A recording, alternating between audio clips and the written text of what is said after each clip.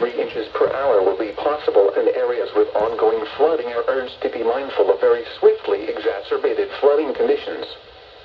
Current forecasts indicate each lane should move through the region rather progressively, move fairly progressively. However, any deviation or slowdown of precipitation would possibly result in another 3 to 8 inches of rain inside the flood watch area.